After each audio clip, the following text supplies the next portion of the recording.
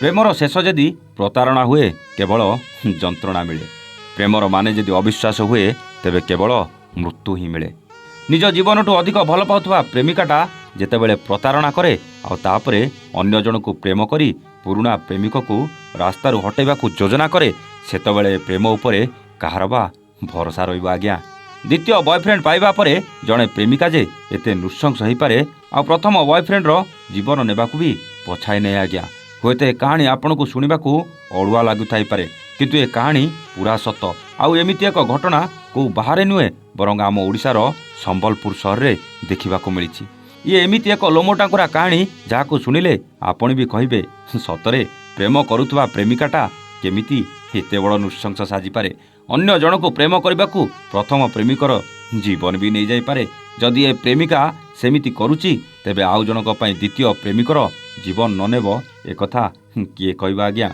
କିନ୍ତୁ ସବୁଠୁ ଦୁଃଖର କଥା ହେଲା ଦ୍ୱିତୀୟ ପ୍ରେମିକଟା ସେ କଥା ଥରେ ନ ଭାବି ନୂଆ ପ୍ରେମ କରୁଥିବା ପ୍ରେମିକା କଥାରେ ପଡ଼ି ପ୍ରଥମ ପ୍ରେମିକକୁ ମାରିବାକୁ ସହଯୋଗ ବି କରେ। କ'ଣ ଥିଲା ପୁରା ଘଟଣା ଜାଣିବାକୁ ଆସନ୍ତୁ ଆରମ୍ଭ କରିବା ଆଜିର ଏହି କାହାଣୀ।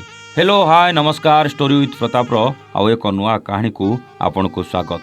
2 ବର୍ଷ ଧରି ପ୍ରେମ କରୁଥିବା ପ୍ରେମିକାଟା ଏମିତି ଧୋକା ଦେବ କେହି କେବେ ବିଶ୍ୱାସ କରିନଥିଲେ। ପ୍ରେମ ପ୍ରତାରଣା ଆଉ ତାପରେ ଷଡ଼ଯନ୍ତ୍ର କରି ହତ୍ୟା କରାଯାଇଥିଲା। ଇଏ ଏମିତି ଏକ ଘଟଣା ଥିଲା ଯାହା କେବଳ ସମ୍ବଲପୁର ନୁହେଁ ପୁରା ଓଡ଼ିଶାକୁ ଦୋହଲେଇ ଦେଇଥିଲା।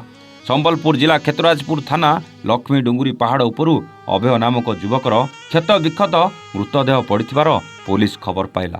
ଡେରି ନକରି ପୋଲିସ ତୁରନ୍ତ ପହଞ୍ଚିଗଲା ଆଉ ତଦନ୍ତ ବି ଆରମ୍ଭ କରିଦେଲା। ପ୍ରାଥମିକ ତଦନ୍ତରୁ ଅଭୟକୁ ହତ୍ୟା କରାଯାଇଥିବା କଥା ସାମ୍ନାକୁ ଆସିଲା। ଅତି ନିର୍ମମ ଆଉ ବିଭତ୍ସ ଭାବରେ ଅଭୟକୁ ହତ୍ୟା କରାଯାଇଥିଲା। ପୋଲିସ ଶବ ଜବତ କଲା ଆଉ ସିଧା ପୋଷ୍ଟମର୍ଟମ ପାଇଁ ପଠାଇ ଦେଇଥିଲା।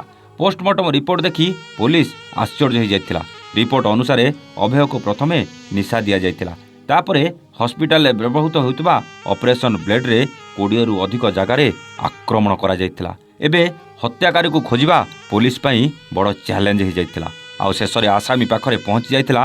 ଆଉ ସେହି ହତ୍ୟାକାରୀ ଆଉ କେହି ନଥିଲେ ବରଂ ଅଭୟର ପ୍ରେମିକା ଥିଲା। ହେଲେ ସେ ପ୍ରେମିକା କାହିଁକି ନିଜ ପ୍ରେମିକର ଜୀବନ ନେଲା?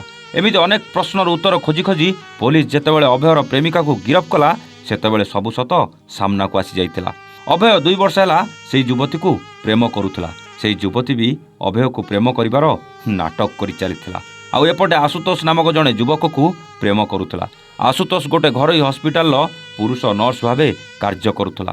ଅଭୟ ଏକଥା ଜାଣିବା ପରେ ପ୍ରେମିକା ଏବର ପ୍ରେମିକ ଆଶୁତୋଷ ସହ ମିଶି ଅଭୟକୁ ସବୁଦିନ ପାଇଁ ରାସ୍ତାରୁ ହଟାଇବାକୁ ଯୋଜନା କଲା।